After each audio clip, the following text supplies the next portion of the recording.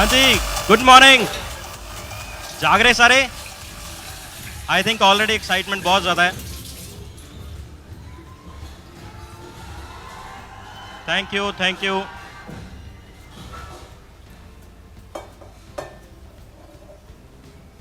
हाँ जी, कौन कौन शोर करना चाहता है ईगल की तरह? सारे करना चाहते हैं? पक्का? मैं अपनी शुरुआत करदा एक छोटी जी इंट्रोडक्शन तो, सो दैट ਤੁਹਾਨੂੰ ਮੇਰੇ ਬਾਰੇ ਆਈਡੀਆ ਲੱਗੇ ਮੈਂ ਕੌਣ ਆ, ਕਿਸ ਤਰ੍ਹਾਂ ਇਸ ਸਿਸਟਮ 'ਚ ਆਇਆ ਔਰ ਤੁਸੀਂ ਮੇਰੇ ਨਾਲ ਰਿਲੇਟ ਕਰ ਪਾਓ ਆਪਣੀ ਜਰਨੀ ਨੂੰ ਔਰ ਤੁਸੀਂ ਵੀ ਬਹੁਤ ਸਾਰੀਆਂ ਚੀਜ਼ਾਂ ਨੂੰ ਅਚੀਵ ਕਰ ਪਾਓ। ਕਰਨਾ ਚਾਹੁੰਦੇ ਆਪਾਂ? मेरा नाम जिस तरह दस्या संदीप कंबोज है और मैं एक कह लो हिस्टोरिक टाउन है साडा फिरोजपुर। वैसे काफ़ी बहुत ज़्यादा डेवलपमेंट नहीं होते, बहुत ज़्यादा अपॉर्चुनिटीज़ भी नहीं है। सो सपने बहुत बड़े सीगे। फिरोजपुर तो बिलोंग करते करते मैं अपनी ग्रैजुएशन उत्थे कंप्लीट की थी।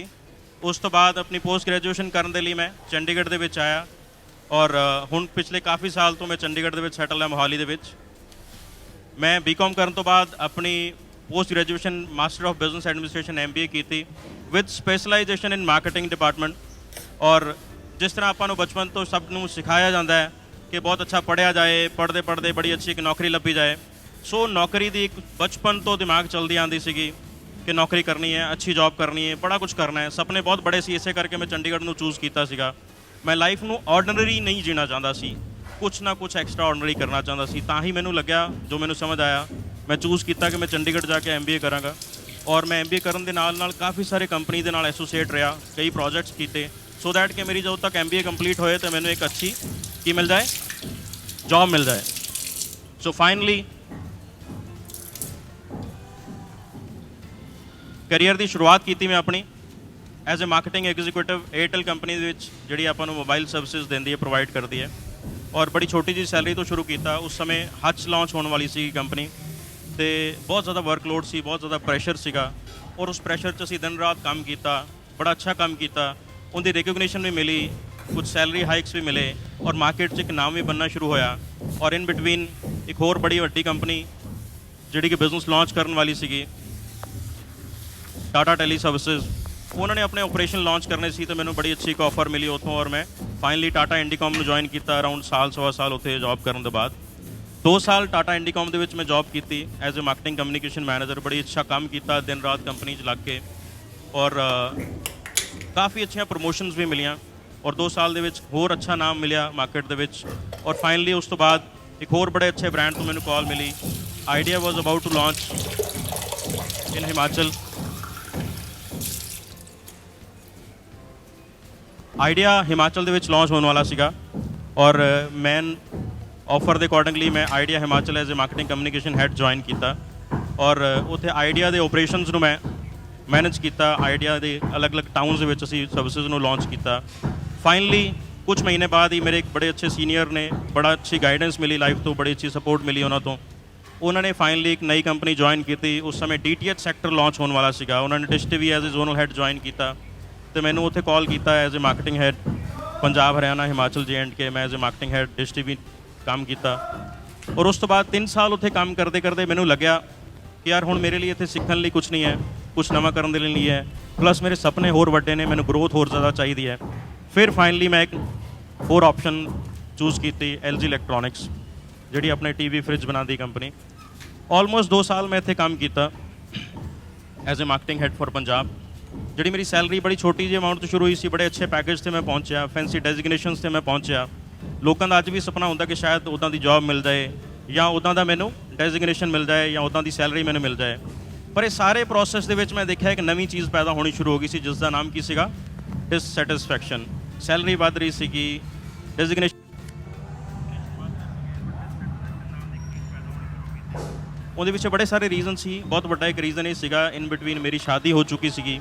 शादी होने तो बाद बच्चा हो गया और मेरे को टाइम नहीं सीगा। वर्क प्रैशर इन्ना ज़्यादा सी, सवेरे 8 बजे जाना, रात का कोई टाइम ही नहीं है। सो उस सारे प्रोसैस दे विच मैनूं लग्या कि यार ये शायद कुछ ठीक नहीं हो रहा। जिहड़ा मेरा ट्रैक सीगा लाइफ का, जो मैं सोचता सी मैं आ बनागा वो बनागा, वो शायद काफ़ी हद तक ना गलत हो गया। और मैनूं डिससैटिस्फैक्शन का जिहड़ा कह लो वो लैवल वधना शुरू हो गया। ਕੁਝ ਹੋਰ ਲਾਈਕ ਮਾਈਂਡਡ ਲੋਕ ਸੀਗੇ, ਅਸੀਂ ਆਪਸ ਡਿਸਕਸ ਕਰਨਾ ਸ਼ੁਰੂ ਕੀਤਾ ਔਰ ਡਿਸਕਸ ਕਰਦੇ ਕਰਦੇ ਅਸੀਂ ਫਾਈਨਲੀ ਦੇਖਿਆ ਕਿ ਯਾਰ ਨੈਕਸਟ ਲੈਵਲ ਤੇ ਲਾਈਫ 'ਚ ਜਾਣ ਲਈ ਔਰ ਲਾਈਫ ਨੂੰ ਆਪਣੇ ਟਰਮਸ ਤੇ ਜੀਣ ਲਈ ਆਪਾਂ ਨੂੰ ਕੀ ਕਰਨਾ ਪਏਗਾ, ਆਪਾਂ ਨੂੰ ਕੋਈ ਨਾ ਕੋਈ ਬਿਜ਼ਨਸ ਕਰਨਾ ਪਏਗਾ। ਠੀਕ ਕਹਿ ਰਿਹਾ ਮੈਂ? ਫਿਰ ਅਸੀਂ ਕੁਝ ਨਾ ਕੁਝ ਬਿਜ਼ਨਸ ਆਪਸ਼ਨ ਨੂੰ ਵੀ ਸਰਚ ਆਊਟ ਕਰਨਾ ਸ਼ੁਰੂ ਕੀਤਾ ਔਰ ਜੋ ਸਰਚ ਆਊਟ ਕਰਨਾ ਸ਼ੁਰੂ ਕੀਤਾ ਤਾਂ ਸਮਝ ਆਈ ਕਿ ਬਹੁਤ ਜ਼ਿਆਦਾ ਇਨਵੈਸਟਮੈਂਟ ਲੱਗੇਗੀ, ਬਹੁਤ ਜ਼ਿਆਦਾ ਰਿਸਕ ਹੈ, ਬਹੁਤ ਜ਼ਿਆਦਾ ਮਿਹਨਤ ਤਾਂ ਕਰਨੀ ਪਏਗੀ, ਮਿਹਨਤ ਕਰਨ ਲਈ ਅਸੀਂ ਤਿਆਰ ਹਾਂ, ਬਟ ਰਿਸਕ ਬਹੁਤ ਜ਼ਿਆਦਾ ਹੈ। ਚੱਲਣ ਦੇ ਚਾਂਸਸ ਕਿੰਨੇ ਹੁੰਦੇ ਬਿਜ਼ਨਸ ਦੇ? ਸ਼ਾਇਦ 1% ਵੀ ਨਹੀਂ। ਸੋ ਇਹ ਸਾਰੇ ਸਿਸਟਮ ਕਰਦੇ ਕਰਦੇ ਅਸੀਂ ਕੋਈ ਵੀ ਡਿਸੀਜਨ ਨਹੀਂ ਲੈ ਪਾਏ ਔਰ ਅਸੀਂ ਕਦੇ ਵੀ ਕੋਈ ਵੀ ਬਿਜ਼ਨਸ ਸ਼ੁਰੂ ਨਹੀਂ ਕਰ ਪਾਏ। ਸੋ ਫਾਈਨਲੀ ਕੀ ਹੋਇਆ, ਇੱਕ ਦਿਨ ਬੜੀ ਅੱਛੀ ਸਿਸਟਮ ਚੱਲਿਆ। ਮੇਰੇ ਬ੍ਰਦਰ ਜੋ ਮਿਸਟਰ ਮਨਦੀਪ ਕੰਬੋਜ, ਤੁਸੀਂ ਮੈਕਸਿਮਮ ਲੋਕ ਜਾਣਦੇ ਹੀ ਉਹਨਾਂ ਨੂੰ,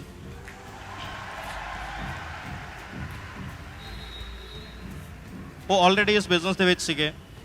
ਜਦੋਂ ਉਹਨਾਂ ਨੇ ਬਿਜ਼ਨਸ ਸ਼ੁਰੂ ਕੀਤਾ ਸੀਗਾ ਉਦੋਂ ਸਮਹਾਓ ਸਾਡੇ ਦਿਮਾਗ 'ਚ ਵੀ ਸੀ ਐਜ਼ ਏ ਫੈਮਿਲੀ ਕਿ ਯਾਰ ਇੰਨੀ ਅੱਛੀ ਮਿਹਨਤ ਕਰਕੇ, ਇੰਨੀ ਸਟੱਡੀ ਕਰਕੇ, ਇੰਨਾ ਸਟਰਗਲ ਕਰਕੇ ਆਪਾਂ ਜੌਬ 'ਚ ਇਸ ਲੈਵਲ 'ਤੇ ਪਹੁੰਚੇ ਔਰ ਤੁਸੀਂ ਇਹ ਨਵਾਂ ਬਿਜ਼ਨਸ ਸ਼ੁਰੂ ਕਰਤਾ। ਕੰਪਨੀਜ਼ ਹੁੰਦੀਆਂ, ਕੰਪਨੀਆਂ ਆਉਂਦੀਆਂ ਜਾਂਦੀਆਂ, ਇੱਦਾਂ ਦੀ ਬੜੀ ਸਾਰੀ ਗੱਲਾਂ ਮਾਰਕੀਟ 'ਚ ਹੁੰਦੀਆਂ ਨਾ, ਆਪਾਂ ਨੂੰ ਮਿਲਦੀਆਂ ਸੁਣਨ ਨੂੰ। ਸੋ ਸਮਹਾਓ ਇਨੀਸ਼ੀਅਲੀ ਅਸੀਂ ਵੀ ਬਹੁਤ ਜ਼ਿਆਦਾ ਪੋਜ਼ੀਟਿਵ ਨਹੀਂ ਸੀਗੇ, ਬਟ ਇਸ ਟਾਈਮ ਨੂੰ ਆਲਮੋਸਟ 2.5-3 ਸਾਲ ਹੋ ਚੁੱਕੇ ਸੀਗੇ। ਹੀ ਵਾਜ਼ ਵੈਰੀ ਵੈਲ ਸੈਟਲਡ ਔਰ ਬੜੇ ਸਾਰੇ ਸਾਡੇ ਰਿਲੇਟਿਵਸ, ਬੜੇ ਸਾਰੇ ਕਾਮਨ ਫਰੈਂਡ ਜਿਹੜੇ ਆਲਰੇਡੀ ਉਹਨਾਂ ਦੇ ਨਾਲ ਬੜਾ ਅੱਛਾ ਕਰਨਾ ਸ਼ੁਰੂ ਕਰ ਚੁੱਕੇ ਸੀਗੇ। ਇੱਕ ਦਿਨ ਕੀ ਹੋਇਆ ਕਿ ਮੈਂ ਉਹ USA ਦੇ ਟੂਰ ਤੋਂ ਵਾਪਸ ਆਏ ਸੀਗੇ, ਮੈਂ ਉਸ ਦਿਨ ਬਾਈ ਚਾਂਸ ਘਰ ਸੀਗਾ ਔਰ ਮੈਂ ਉਹਨਾਂ ਦੀ ਫੋਟੋਗ੍ਰਾਫਸ ਦੇਖੀਆਂ ਲਾਸ ਵੇਗਸ ਦੀਆਂ ਅਤੇ ਮੈਨੂੰ ਕਲਿੱਕ ਕੀਤੀਆਂ। ਫੋਟੋਗ੍ਰਾਫ ਦੇਖਦੇ ਦੇਖਦੇ ਮੇਰੀਆਂ ਕੁਝ ਚੀਜ਼ਾਂ ਕਨੈਕਟ ਹੋਣੀਆਂ ਸ਼ੁਰੂ ਹੋਈਆਂ। ਮੈਨੂੰ ਲੱਗਿਆ ਯਾਰ ਇਹੀ ਤਾਂ ਲਾਈਫ ਹੈ ਜਿਹੜੀ ਮੈਂ ਲੱਭ ਰਿਹਾ ਸੀਗਾ ਕਿ ਆਪਣੇ ਟਰਮਸ 'ਤੇ ਜੀਣਾ ਹੈ, ਦੁਨੀਆ ਭਰ 'ਚ ਘੁੰਮਣਾ ਫਿਰਨਾ ਹੈ ਔਰ ਸਾਰਾ ਸਿਸਟਮ ਦਾ ਸਾਰਾ ਕੰਟਰੋਲ ਕਿਹਦੇ ਕੋਲ ਹੈ? ਤੁਹਾਡੇ ਕੋਲ, ਆਪਣੇ ਕੋਲ ਹੈ। ਔਰ ਰਿਸਕ ਕਿੰਨਾ ਹੈ? ਕੋਈ ਵੀ ਰਿਸਕ ਨਹੀਂ ਹੈ। ਸੋ ਮੈਨੂੰ ਲੱਗਿਆ ਕਿਤੇ ਨਾ ਕਿਤੇ ਚੀਜ਼ ਕਲਿੱਕ ਕਰ ਲਈ ਹੈ। ਸੋ ਪ੍ਰੋਡਕਟ ਮੈਂ ਆਲਰੇਡੀ ਯੂਜ਼ ਕਰ ਹੀ ਰਿਹਾ ਸੀ। ਫੋਰਐਵਰ ਦੇ ਪ੍ਰੋਡਕਟ ਚੰਗੇ ਹੁੰਦੇ ਆ, ਬੜੇ ਅੱਛੇ ਰਿਜ਼ਲਟਸ ਮਿਲ ਰਹੇ ਸੀ। ਅਸੀਂ ਬੜੇ ਸਾਰੇ ਪਰਸਨਲ ਕੇਅਰ, ਸਕਿਨ ਕੇਅਰ ਔਰ ਆਪਣੇ ਨਾਰਮਲ ਰੂਟੀਨ, ਨਿਊਟ੍ਰੀਸ਼ਨ, ਐਲੋਵੇਰਾ, ਇਹ ਸਾਰੇ ਪ੍ਰੋਡਕਟ ਆਲਰੇਡੀ ਯੂਜ਼ ਕਰ ਰਿਹਾ ਸੀ। ਸਮਹਾਓ ਮੈਂ ਪ੍ਰੋਡਕਟ ਤੋਂ ਬੜਾ ਸੈਟਿਸਫਾਈਡ ਸੀਗਾ ਔਰ ਜਦੋਂ ਮੈਂ ਇਹਨੂੰ ਆਪਣੇ ਬਿਜ਼ਨਸ ਨਾਲ ਰਿਲੇਟ ਕਰਨਾ ਸ਼ੁਰੂ ਕੀਤਾ, ਮੈਂ ਤਾਂ ਬਿਜ਼ਨਸ ਪਲਾਨ ਨੂੰ ਚੰਗੀ ਤਰ੍ਹਾਂ ਸਮਝਿਆ, ਮੈਨੂੰ ਇੱਕੋ ਹੀ ਸਮਝ ਆਈ ਜਿਹੜਾ ਮੈਂ ਬਿਜ਼ਨਸ ਆਲਰੇਡੀ ਕਰ ਰਿਹਾ ਅਲੱਗ-ਅਲੱਗ ਕੰਪਨੀਆਂ ਵਾਸਤੇ, ਇਹ ਆਲਮੋਸਟ ਉਸੇ ਤਰ੍ਹਾਂ ਦਾ ਬਿਜ਼ਨਸ ਹੈ, ਬਲਕਿ ਉਹਦੀ ਵੀ ਪਿਓਰੈਸਟ ਫਾਰਮ ਹੈ, ਕਿਉਂਕਿ ਇੱਥੇ ਵੀ ਡਿਸਟ੍ਰੀਬਿਊਸ਼ਨ ਨੈਟਵਰਕ ਬਣੇਗਾ, ਇੱਥੇ ਵੀ ਪ੍ਰੋਡਕਟ ਹੈ ਔਰ ਪ੍ਰੋਡਕਟ ਦੀ ਕੁਆਲਿਟੀ ਬਹੁਤ ਵਧੀਆ ਹੈ, 40 ਸਾਲ ਦਾ ਐਕਸਪੀਰੀਅੰਸ ਹੈ ਔਰ ਕਿਤੇ ਨਾ ਕਿਤੇ ਮਾਰਕੀਟ ਉਸ ਪ੍ਰੋਡਕਟ ਦੀ ਹੈ ਜਿਹੜੀ ਕਿ ਫਿਊਚਰਿਸਟਿਕ ਡਿਮਾਂਡ ਹੈ, ਵੈਲਨੈਸ ਦਾ ਟ੍ਰੈਂਡ ਆ ਰਿਹਾ ਹੈ। ਠੀਕ ਹੋਏਗਾ ਫਿਰ? ਸੋ ਫਾਈਨਲੀ ਮੈਂ ਸੋਚਦੇ ਡਿਸੀਜ਼ਨ ਲਿੱਤਾ ਔਰ ਅੱਜ ਪਿਛਲੇ 7 ਸਾਲ ਤੋਂ ਮੈਂ ਫੋਰਐਵਰ ਨੂੰ as a full time business ਕਰ ਰਿਹਾ। ਮੈਨੂੰ ਇਹ ਸਮਝ ਆਈ ਸੀ ਕਿ ਜੋ ਮੇਰਾ ਵਰਕਲੋਡ ਹੈ ਔਰ ਜੋ ਮੇਰਾ ਜੌਬ ਪ੍ਰੋਫਾਈਲ ਹੈ ਉਹਦੇ ਨਾਲ ਮੈਂ ਇਹਨੂੰ ਪਾਰਟ ਟਾਈਮ ਨਹੀਂ ਕਰ ਸਕਦਾ। ਸੋ ਅੱਜ ਤੋਂ ਆਲਮੋਸਟ 7 ਸਾਲ ਪਹਿਲਾਂ ਮੈਂ ਡਿਸਾਈਡ ਕੀਤਾ, ਡਿਸੀਜ਼ਨ ਲਿੱਤਾ ਔਰ ਫੋਰਐਵਰ ਨੂੰ ਫੁੱਲ ਟਾਈਮ ਕਰਨਾ ਸ਼ੁਰੂ ਕੀਤਾ।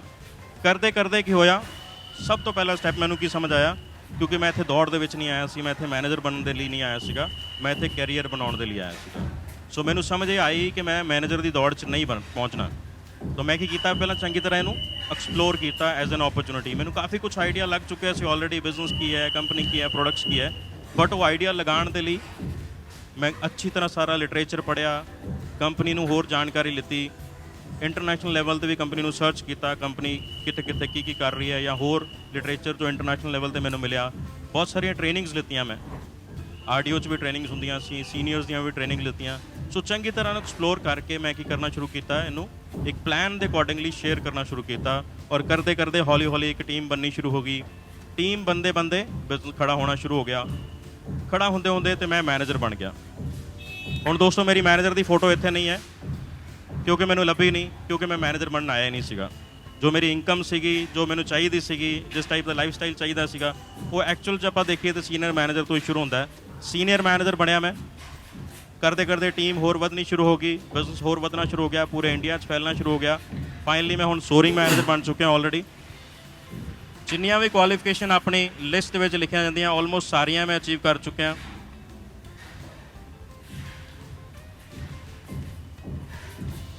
ਕਾਰ ਪਲਾਨਸ, ਮਿਲੀਅਨੇਅਰ ਕਲੱਬ, ਚੇਅਰਮੈਨ ਬੋਨਸ 2 ਵਾਰੀ मैं क्वालीफाई कर चुका है। मेरी टीम्स बड़े सारे लोग क्वालीफाई कर चुके हैं। 4 बार मैं मैनेजर रिट्रीट से अलग अलग टूर इंडिया के लग्जोरीअस प्रॉपर्टीज़ ਜਿਹੜੀਆਂ ਐਗਜ਼ੋਟਿਕ ਪ੍ਰੋਪਰਟੀਜ਼ ਨੇ ਉੱਥੇ ਇੰਜੋਏ ਕਰ ਚੁੱਕਿਆ ਆਪਣੀ ਫੈਮਿਲੀ ਦੇ ਨਾਲ। ਸਭ ਤੋਂ ਬੈਸਟ ਚੀਜ਼ ਜਿਹੜੀ ਹੋਈ ਮੇਰੇ ਨਾਲ, ਮੈਨੂੰ ਫੋਰਐਵਰ USA ਜਾਣ ਦਾ ਮੌਕਾ ਮਿਲਿਆ। ਕੰਪਨੀ ਦਾ ਜਿਹੜਾ ਹੋਮ ਆਫਿਸ ਹੈ, ਜਿਹੜਾ ਆਪਾਂ ਦਿਖਾਉਂਦੇ ਹਾਂ ਜਾਂ ਦੇਖਦੇ ਹਾਂ ਪ੍ਰੈਜੈਂਟੇਸ਼ਨ ਦੇ ਵਿੱਚ, ਉਹ ਵਿਜ਼ਿਟ ਕਰਨ ਦਾ ਮੌਕਾ ਮਿਲਿਆ, ਜਿੱਥੋਂ ਮੇਰੀ ਫੇਥ ਹੋਰ ਕਈ ਗੁਣਾ ਵੱਧ ਗਈ, ਕਈ ਹਜ਼ਾਰ ਗੁਣਾ ਵੱਧ ਗਈ। ਰੈਕਸ ਸਰ ਦੇ ਨਾਲ ਟਾਈਮ ਸਪੈਂਡ ਕਰਨ ਦਾ ਮੌਕਾ ਮਿਲਿਆ ਤੇ ਸਮਝ ਆਈ ਕਿ ਯਾਰ ਇਸ ਤੋਂ ਉੱਪਰ ਕੋਈ ਚੀਜ਼ ਹੀ ਨਹੀਂ ਹੈ। ਜਿਸ ਲੈਵਲ ਤੇ ਵੀ ਆਪਾਂ ਫੋਰਐਵਰ ਨੂੰ ਦੇਖਦੇ ਹਾਂ, ਇੱਥੇ ਸੋਚਦੇ ਹਾਂ, ਸ਼ਾਇਦ ਆਪਾਂ 1% ਵੀ ਨਹੀਂ ਦੇਖਦੇ ਹਾਂ ਜੋ ਆਪਾਂ ਨੂੰ ਹੋਮ ਆਫਿਸ ਜਾ ਕੇ ਰੈਕਸ ਸਰ ਦੇ ਨਾਲ ਟਾਈਮ ਸਪੈਂਡ ਕਰਕੇ ਸਮਝ ਆਇਆ। ਫੋਰਐਵਰ ਦੇ ਪ੍ਰੋਡਕਟਸ ਕਿੱਥੇ ਬਣਦੇ ਆ? ਪ੍ਰੋਡਕਟ ਤੇ ਫੇਥ ਹੁੰਦਾ ਆਪਾਂ ਨੂੰ, ਉਹ ਪ੍ਰੋਡਕਟ ਨੂੰ ਬਣਦਿਆਂ ਹੋਇਆ ਦੇਖਿਆ, ਉੱਥੇ ਕਿੰਨਾ ਹਾਈਜੀਨ ਹੈ, ਕਿਸ ਲੈਵਲ ਤੇ ਕੁਆਲਿਟੀ ਨੂੰ ਮੇਨਟੇਨ ਕੀਤਾ ਜਾਂਦਾ ਹੈ। ਸੋ ਨਿਊਟਰਾਸਿਊਟੀਕਲ ਜਿੱਥੇ ਆਪਣੇ ਸਪਲੀਮੈਂਟਸ ਬਣਦੇ ਆ, ਉੱਥੇ ਜਾਣ ਦਾ ਮੌਕਾ ਮਿਲਿਆ। ਐਲੋਵੇਰਾ ਆਫ ਅਮਰੀਕਾ ਜਿੱਥੇ ਆਪਣੇ ਐਲੋਵੇਰਾ ਡਰਿੰਕਸ ਤੇ ਹੋਰ ਬੜੇ ਸਾਰੇ ਪਰਸਨਲ ਕੇਅਰ, ਸਕਿਨ ਕੇਅਰ ਦੇ ਪ੍ਰੋਡਕਟਸ ਮਿਲਦੇ ਨੇ, ਬਣਦੇ ਨੇ ਉੱਥੇ, ਉਹਨੂੰ ਦੇਖਣ ਦਾ ਮੌਕਾ ਮਿਲਿਆ। ਇਨਫੈਕਟ ਮੈਂ 2 ਵਾਰੀ ਜਾ ਚੁੱਕਿਆ ਉੱਥੇ, ਲਾਸਟ ਈਅਰ ਵੀ ਜਾ ਕੇ ਆਇਆ। ਉਸ ਤੋਂ ਇਲਾਵਾ ਮੈਂ ਬਹੁਤ ਸਾਰੀ ਕੰਟਰੀਜ਼ ਦੇ ਵਿੱਚ ਇੰਟਰਨੈਸ਼ਨਲ ਲੈਵਲ ਤੇ ਘੁੰਮ ਚੁੱਕਿਆ ਕੰਪਨੀ ਦੇ ਥਰੂ, ਜੋ ਸ਼ਾਇਦ ਮੇਰਾ ਇੱਕ ਸੁਪਨਾ ਸੀ। ਮੈਨੂੰ ਇੱਥੇ ਲਿਆਉਣ ਦਾ ਇੱਕ ਬਹੁਤ ਵੱਡਾ ਟ੍ਰਿਗਰ ਪੁਆਇੰਟ ਵੀ ਸੀਗਾ। ਪੈਸੇ ਮੈਂ ਆਲਰੇਡੀ ਜੌਬ 'ਚ ਵੀ ਅੱਛੇ ਕਮਾ ਰਿਹਾ ਸੀ, ਅਗਰ ਹੁਣ ਹੁੰਦਾ ਤਾਂ ਸ਼ਾਇਦ ਹੋਰ ਵੀ ਕਮਾਉਂਦਾ ਰਹਿੰਦਾ, ਪਰ ਇੱਕ ਲਾਈਫ ਸਟਾਈਲ ਸੀਗਾ, ਟਰਮਸ 'ਤੇ ਜੀਣਾ ਸੀ, ਪਲੱਸ ਇੰਟਰਨੈਸ਼ਨਲ ਘੁੰਮਣਾ ਫਿਰਨਾ ਸੀਗਾ। ਉਹਨਾਂ ਵਿੱਚੋਂ ਇੱਕ ਬੜੀ ਵੱਡੀ ਚੀਜ਼ ਸੀ। ਫੋਰਐਵਰ ਨੇ ਮੈਨੂੰ ਬੜੀ ਸਾਰੀ ਕੰਟਰੀਜ਼ 'ਚ ਘੁੰਮਣ ਦਾ ਮੌਕਾ ਮਿਲਤਾ। ਫਿਨਿਕਸ ਐਰੀਜ਼ੋਨਾ USA ਦੇ ਵਿੱਚ ਰੈਕਸਰ ਦੇ ਨਾਲ, ਲਾਸ ਵੇਗਸ ਅੱਛੀ ਜਗ੍ਹਾ ਹੈ। ਇੱਕ ਪੁਰਾਣੀ ਕਹਾਵਤ ਸੀ, ਜਿੰਨੇ ਲਾਹੌਰ ਨਹੀਂ ਦੇਖਿਆ ਉਹ ਜੰਮਿਆ ਨਹੀਂ। ਸੁਣੀ ਕਿਸੇ ਨੇ? ਮੈਨੂੰ ਲੱਗਦਾ ਹੈ ਕਿ ਅੱਜ ਜੇ ਆਪਾਂ ਲਾਸ ਵੇਗਸ ਨਹੀਂ ਦੇਖਿਆ ਤੇ ਸ਼ਾਇਦ ਜੰਮਣ ਦਾ ਫਾਇਦਾ ਨਹੀਂ ਹੋਇਆ। ਸੋ ਬੜੀ ਹੀ ਅਮੇਜ਼ਿੰਗ ਜਗ੍ਹਾ ਹੈ, ਉੱਥੇ ਟਾਈਮ ਸਪੈਂਡ ਕਰਨ ਦਾ, ਕਾਫੀ ਦਿਨ ਘੁੰਮਣ ਫਿਰਨ ਦਾ, ਚੀਜ਼ਾਂ ਨੂੰ ਇੰਜੋਏ ਕਰਨ ਦਾ ਮੌਕਾ ਮਿਲਿਆ। ਡੈਲਸ ਟੈਕਸਸ ਫੋਰਐਵਰ ਦਾ ਸਾਊਥ ਫੋਕ ਰੈਂਚ, ਉੱਥੇ ਜਾਣ ਦਾ ਮੌਕਾ ਮਿਲਿਆ। ਕੈਲੀਫੋਰਨੀਆ ਦੇ ਪਹਾੜਾਂ 'ਚ ਲਾਈਵ ਬਰਫ਼ ਨੂੰ ਦੇਖਣ ਦਾ ਮੌਕਾ ਮਿਲਿਆ। ਜ਼ਿੰਦਗੀ 'ਚ ਮੈਂ ਪਹਿਲੀ ਵਾਰੀ ਬਰਫ਼ ਨੂੰ ਇੰਜੋਏ ਕੀਤਾ। ਮੈਂ ਤੁਹਾਨੂੰ ਦੱਸਿਆ ਮੈਂ ਆਈਡੀਆ ਦੇ ਵਿੱਚ ਹਿਮਾਚਲ 'ਚ ਸੀਗਾ, ਉੱਥੇ ਜਦੋਂ ਬਰਫ਼ ਪੈਂਦੀ ਸੀ ਅਸੀਂ ਨੀਚੇ ਭੱਜ ਜਾਂਦੇ ਸੀਗੇ, ਕਿਉਂਕਿ ਟੀਵੀ ਤੇ ਨਿਊਜ਼ ਕੀ ਆਉਂਦੀ ਆ ਆਪਣੇ, ਜਨ ਜੀਵਨ ਅਸਤ ਵਿਅਸਤ ਹੈ ਨਾ। ਉੱਥੇ ਰੋਟੀ ਨਹੀਂ ਮਿਲਣੀ, ਦੁੱਧ ਨਹੀਂ ਮਿਲਣਾ, ਕੁਝ ਮਿਲਣਾ ਨਹੀਂ, ਤੇ ਅਸੀਂ ਨੀਚੇ ਭੱਜ ਜਾਂਦੇ ਸੀਗੇ ਕਿ ਯਾਰ ਉੱਥੇ ਕੋਈ ਦਿੱਕਤ ਨਾ ਹੋ ਜਾਏ, ਖਾਣੇ ਪੀਣੇ ਤੋਂ ਨਾ ਬੈਠ ਜਾਈਏ। ਪਹਿਲੀ ਵਾਰੀ ਲਾਈਫ ਦੇ ਵਿੱਚ ਮੈਂ ਸਨੋ ਨੂੰ ਇੰਜੋਏ ਕੀਤਾ, ਲਾਈਵ ਸਨੋ ਨੂੰ, ਕੈਲੀਫੋਰਨੀਆ ਦੇ ਪਹਾੜਾਂ 'ਤੇ। ਕਿਆ ਇਨਵਾਇਰਮੈਂਟ ਸੀ, ਬੜਾ ਹੀ ਮਜ਼ੇਦਾਰ ਸੀਗਾ। ਲੇਕ ਟੋਏ ਬੜੀ ਅਮੇਜ਼ਿੰਗ ਜਗ੍ਹਾ ਹੈ, ਚਾਰੋਂ ਤਰਫ ਪਹਾੜ ਨੇ, ਸੈਂਟਰ 'ਚ ਇੱਕ ਲੇਕ ਹੈ, ਬੜਾ ਹੀ ਮਜ਼ਾ ਆਇਆ ਉੱਥੇ। ਉੱਥੇ ਬੜੇ ਅੱਛੇ ਹੋਟਲ 'ਚ ਸਾਨੂੰ ਰਹਿਣ ਦਾ ਮੌਕਾ ਮਿਲਿਆ, ਹਾਰਾਜ਼ ਐਂਡ ਹਾਰਵੀਜ਼। ਇੰਟਰਨੈਟ 'ਤੇ ਚੈੱਕ ਕਰੋਗੇ, ਇਟ ਇਜ਼ 7 ਸਟਾਰ ਹੋਟਲ, ਬੜੀ ਹੀ ਅੱਛੀ ਪ੍ਰਾਪਰਟੀ ਸੀ, ਬੜਾ ਹੀ ਲਗਜ਼ਰੀਅਸ ਟ੍ਰੀਟਮੈਂਟ ਮਿਲਿਆ ਉੱਥੇ। ਕੈਨਕਨ ਮੈਕਸੀਕੋ ਦੁਨੀਆ ਦਾ ਸਭ ਤੋਂ ਕਾਸਟਲੀ ਡੈਸਟੀਨੇਸ਼ਨ ਮੰਨਿਆ ਜਾਂਦਾ, ਟਰੈਵਲ ਡੈਸਟੀਨੇਸ਼ਨ, ਉੱਥੇ ਜਾਣ ਦਾ ਮੌਕਾ ਮਿਲਿਆ। ਮੇਰੇ ਨਾਲ ਮੇਰੀ ਟੀਮ ਦੇ ਬੜੇ ਸਾਰੇ ਲੋਕਾਂ ਨੇ ਵੀ ਜਾਣਾ ਸ਼ੁਰੂ ਕਰਤਾ, ਉਹਨਾਂ ਨੇ ਅਚੀਵਮੈਂਟਸ ਕਰਨੀਆਂ ਸ਼ੁਰੂ ਕੀਤੀਆਂ। New York, time street, Singapore, Marina bay sand, ਦੁਨੀਆ ਦਾ ਸਭ ਤੋਂ ਬਿਹਤਰੀਨ ਹੋਟਲ ਮੰਨਿਆ ਜਾਂਦਾ ਹੈ, ਉੱਥੇ ਰਹਿਣ ਦਾ ਮੌਕਾ ਮਿਲਿਆ। ਐਥਨ ਗ੍ਰੀਸ, ਫੋਰਐਵਰ ਦਾ ਆਫਿਸ ਤੁਸੀਂ ਦੇਖਦੇ ਹੋਗੇ ਸ਼ਾਇਦ ਫੋਟੋਗ੍ਰਾਫ ਦੇ ਵਿੱਚ, ਉੱਥੇ ਜਾਣ ਦਾ ਮੌਕਾ ਮਿਲਿਆ। ਕੋਸਟਾ ਨਾਵਾਰੀਨੋ ਗ੍ਰੀਸ ਦੇ ਵਿੱਚ ਬੜਾ ਹੀ ਅਮੇਜ਼ਿੰਗ ਜਗ੍ਹਾ ਹੈ, ਇੱਕ ਆਈਲੈਂਡ ਹੈ, ਉੱਥੇ ਬੜੇ ਲਗਜ਼ਰੀ ਰਿਜ਼ੋਰਟ ਦੇ ਵਿੱਚ ਹਰ ਰੂਮ ਦੇ ਬਾਹਰ ਇੱਕ ਸਵਿਮਿੰਗ ਪੂਲ ਸੀ, ਉੱਥੇ ਰਹਿਣ ਦਾ ਮੌਕਾ ਮਿਲਿਆ। ਬੜਾ ਹੀ ਅੱਛਾ ਮਜ਼ੇਦਾਰ ਟ੍ਰੀਟਮੈਂਟ। ਇਹ ਗੱਲਾਂ ਸ਼ਾਇਦ ਮੈਂ ਇੱਕ ਫੋਟੋ 'ਚ ਦੱਸ ਰਿਹਾ, ਮੇਰੇ ਕੋਲ ਕਈ 100 GB ਡੇਟਾ ਹੈ ਇਹਨਾਂ ਦਾ, ਔਰ ਮੈਂ ਵੀ ਦੁਬਾਰਾ ਨਹੀਂ ਦੇਖ ਪਾਇਆ, ਔਰ ਲਫ਼ਜ਼ਾਂ 'ਚ ਫਿਰ ਸ਼ਾਇਦ ਇਹਨਾਂ ਨੂੰ ਬਿਆਨ ਨਹੀਂ ਕੀਤਾ ਜਾ ਸਕਦਾ। ਬੜਾ ਹੀ ਅਮੇਜ਼ਿੰਗ ਟ੍ਰੀਟਮੈਂਟ ਸੀਗਾ। ਦੁਬਈ ਅੱਛੀ ਲੱਗਦੀ ਹੈ ਆਪਾਂ ਨੂੰ। ਦੁਬਈ ਦੇ ਵਿੱਚ ਵੀ ਸਾਨੂੰ JW ਮੈਰੀਅਟ ਮਰਕਜ਼ ਹੋਟਲ ਦੇ ਵਿੱਚ ਰਹਿਣ ਦਾ ਮੌਕਾ ਮਿਲਿਆ। ਲਾਸਟ ਈਅਰ ਫਿਰ ਡੈਲਸ ਜਾਣ ਦਾ ਮੌਕਾ ਮਿਲਿਆ। ਹੁਣ ਲੇਟੈਸਟ ਅਸੀਂ ਸਟਾਕਹੋਮ ਦੇ ਵਿੱਚ ਜਾ ਕੇ ਆਏ। ਬੜਾ ਹੀ ਅਮੇਜ਼ਿੰਗ ਟ੍ਰੀਟਮੈਂਟ ਸੀਗਾ, ਬੜੀ ਹੀ ਬਿਊਟੀਫੁਲ ਕੰਟਰੀ ਸੀਗੀ। ਕਿੱਦਾਂ ਲੱਗਿਆ ਸਫ਼ਰ? ਠੀਕ ਲੱਗਿਆ? ਠੀਕ ਲੱਗੀ ਲਾਈਫ? ਕੌਣ ਕੌਣ ਲੈਣਾ ਚਾਹੁੰਦਾ ਇੱਦਾਂ ਦੀ ਲਾਈਫ? ਸਾਰੇ ਲੈਣਾ ਚਾਹੁੰਦੇ ਆਪਾਂ? ਪੱਕਾ? ਕਿੱਦਾਂ ਮਿਲੇਗੀ? ਜੁਆਇਨ ਕਰਕੇ ਮਿਲ ਜਾਏਗੀ? ਫਾਰਮ ਭਰ ਕੇ ਮਿਲ ਜਾਏਗੀ? ਕੀ ਕਰਨਾ ਪਏਗਾ ਆਪਾਂ ਨੂੰ? ਸੀਕ੍ਰੇਟ ਜਾਣਾ ਚਾਹੁੰਦੇ ਹੋ? ਕੀ ਕਰਨਾ ਪਏਗਾ ਆਪਾਂ ਨੂੰ? ਇੱਦਾਂ ਹੀ ਦੁਨੀਆ ਪੂਰੀ ਘੁੰਮਣੀ ਚਾਹੁੰਦੇ ਹੋ? ਇੱਦਾਂ ਦਾ ਗਲੋਬ ਮੈਂ ਆਪਣੇ ਟੇਬਲ 'ਤੇ ਰੱਖਿਆ ਹੋਇਆ ਆਫਿਸ ਦੇ ਵਿੱਚ, ਔਰ ਮੈਂ ਮਾਰਕ ਕਰਦਾ ਰਹਿਣਾ। ਹਲੇ ਵੀ ਬੜਾ ਸਾਰਾ ਪਿਆ ਹੈ, ਹਲੇ ਉਮਰ ਵੀ ਬਹੁਤ ਪਈ ਹੈ, ਆਪਾਂ ਹੌਲੀ ਹੌਲੀ ਸਾਰਾ ਕਵਰ ਅਪ ਕਰ ਦੇਣਾ। ਤੁਸੀਂ ਕਰਨਾ ਚਾਹੁੰਦੇ ਹੋ? ਸੀਕ੍ਰੇਟ ਜਾਣਨਾ ਚਾਹੁੰਦੇ ਹੋ? ਕਿੱਦਾਂ ਹੋਏਗਾ? ਪੱਕਾ? ਲਓ ਜੀ, ਸੀਕ੍ਰੇਟ ਅਨਵੀਲ ਕਰ ਦਈਏ। ਸੀਕ੍ਰੇਟ ਕੀ ਹੈ? Eagle manager qualification. ਆਲਰੇਡੀ ਇਹਦੀ ਵੀਡੀਓ ਵੀ ਡਿਸਪਲੇ ਹੋਈ ਹੈ, ਕੁਝ ਸਰ ਨੇ ਵੀ ਦੱਸਿਆ। ਈਗਲ ਮੈਨੇਜਰ ਕੁਆਲੀਫਿਕੇਸ਼ਨ, ਮੈਨੂੰ ਬਿਜ਼ਨਸ 'ਚ ਆ ਕੇ, ਮੈਂ ਆਲਰੇਡੀ ਕਾਰਪੋਰੇਟ ਦੇ ਵਿੱਚੋਂ ਆਇਆ ਸੀਗਾ, ਉੱਥੇ ਅਸੀਂ ਬੜਾ ਸਾਰਾ ਡੇਟਾ ਦੇ ਵਿੱਚ ਖੇਲਦੇ ਸੀ, ਬਹੁਤ ਸਾਰਾ ਡੇਟਾ ਦੇ ਉੱਤੇ, ਸਾਰੀਆਂ ਕੰਪਨੀਆਂ ਡੇਟਾ ਦੇ ਉੱਤੇ ਚੱਲਦੀਆਂ ਹੈ ਨਾ, ਸਾਰਾ ਕੁਝ ਡੇਟਾ ਦੇ ਉੱਤੇ ਪਲਾਨ ਕੀਤਾ ਜਾਂਦਾ ਕੀ ਹੋ ਰਿਹਾ, ਕਿੱਦਾਂ ਹੋ ਰਿਹਾ। ਸੋ ਮੈਨੂੰ ਵੀ ਸਮਝ ਆਈ, ਔਰ ਮੈਂ ਦੇਖਿਆ ਇੰਟਰਨੈਸ਼ਨਲ ਲੈਵਲ 'ਤੇ ਵੀ ਚੀਜ਼ਾਂ ਨੂੰ ਮੋਨੀਟਰ ਕੀਤਾ ਜਾ ਰਿਹਾ, ਇਹਨਾਂ ਚੀਜ਼ਾਂ ਨੂੰ ਪ੍ਰਮੋਟ ਕੀਤਾ ਜਾ ਰਿਹਾ।